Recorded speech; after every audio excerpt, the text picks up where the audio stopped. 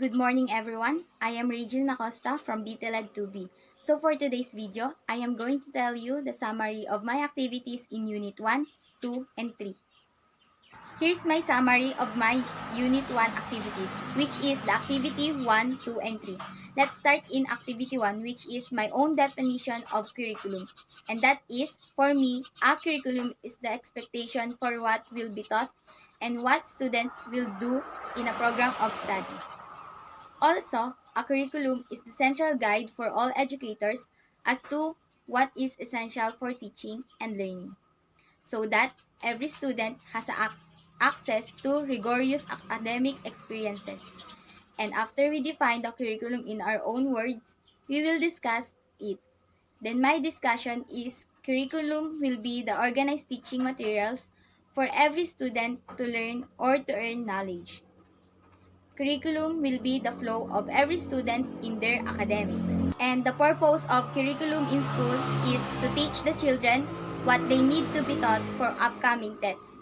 Then let's proceed to my activity 2. The activity 2 is like the activity 1, but in the activity 2, I need to discuss the tradition and progressive. The tradition is the body of the subjects prepared by the teachers in unwritten documents or lesson plans to accomplish the goals, while the progressive list of the school subject and total learning experiences of individuals, which means that students be given all the opportunities to apply what they learn. Then, after I discussed the tradition and progressive, I wrote my reflection about this, which is, in my opinion, these two has the different ways in aiming the same thing. When it comes to reviewing student work, tradition curriculum upholds high standards, also provide a foundation for every learner's education in academic areas, while progressive curriculum understands that the child's social, physical, and emotional well-being is just as important as measured academic accomplishment. Overall, this too is the balance of every learners in order to have a good and organized curriculum in their academic process. Then the last one is the activity 3. I list down the types of curricula together with their example, such as recommended curriculum, written curriculum, taught curriculum, supported curriculum, assessed curriculum, learned curriculum, hidden curriculum, null curriculum, phantom curriculum, and the concomitant curriculum. Then, here are the examples of the types of curricula. In recommended curriculum, we have the DepEd, TESDA, CHED, Biota, and DOST. In written curriculum, there's syllabus, lesson plan, books, module, and instructional guide.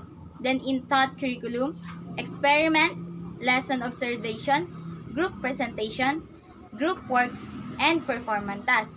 While in supported curriculum, there's workbook, textbooks, library books, laboratory equipment, audiovisual material, then we have the assessed curriculum.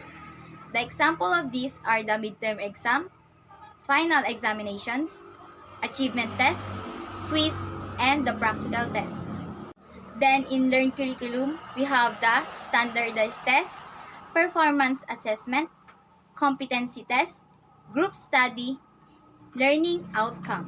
Also, we have hidden curriculum. Here are the examples of these: turning in assignments when due, being on time to class, raising your hand to speak, not speaking while others speak, and the being respectful to others. In our curriculum, we have sex education, environmental education, career education, life planning education, gender education. While in phantom curriculum, there are news, advertising, YouTube, Facebook, television. Last is concomitant curriculum. There are the ethics, morals, molded behaviors, social experiences, and religious expressions. That's the summary of my Unit 1 activity. Then here's my summary in Unit 2 activities. The activity 5 made me do the mapping. At first, I find it difficult, but when I start to do it made me gain a lot of knowledge. So let's proceed to my activity 5. First, I research or download a K-12 curriculum guide, then I choose a specific subject. Next, I study the curriculum guide. Last, I provide my matrix. My matrix in my activity 5 are consists of elements, content according to elements, and the code. The subject that I choose is Science 8. In this curriculum guide, you will find the aims, goals, and objectives. And that is, the aims of the teaching and study of sciences are to encourage and enable students to develop inquiring minds and curiosity about science and the natural world, acquire knowledge, conceptual understanding, and skills to solve problems and make informed decisions in scientific and other contexts. Next is the content and subject matter that has the content of the curriculum guide that I choose here. It is grade 8 matter first quarter or first grading period. Force, motion, and energy. Law of motion. 1.1 law of inertia. 1.2 law of acceleration. 1.3 law of interaction. Work, power, energy, and electricity. Then the references include the source where I get the whole curriculum guide in Science 8. Then the teaching and learning methods, it says that a science is full of experiments. Hence, the teacher must engage all the learners to the hands-on activities. Real-life scenarios, peer-to-peer teaching, hands-on activities, science projects, and field research journals are effective teaching techniques in the science curricula. The last element that has in curriculum guide that I found is assessment and evaluation that includes the test, performance tasks that a teacher must do. My last activity in Unit 2 is the Activity 6 that consists of 4 questions and the illustration of my curriculum mapping. I answered the 4 questions, then after that, I start doing the illustration of my curriculum mapping that has the content standard, performance standard, learning competencies, and the learning materials.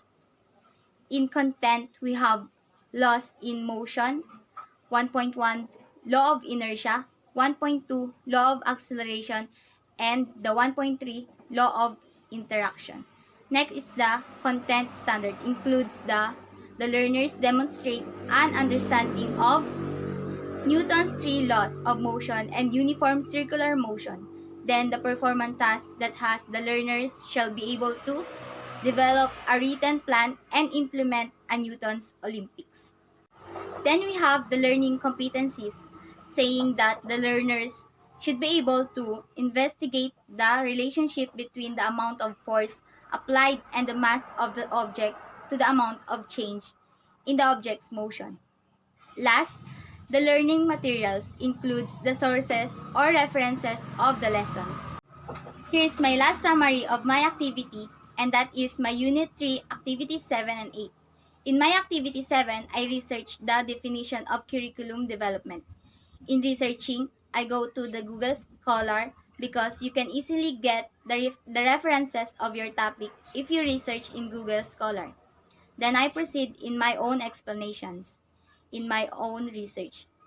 Then my Activity 8, I compared 4 models of curriculum development, that is the Tyler model, Taba model, Oliva model, and then the Saylor and Alexander model. I find the similarities of these 4 models. After that, I study the 4 model again. Then I find their distinguishing features of the model from others.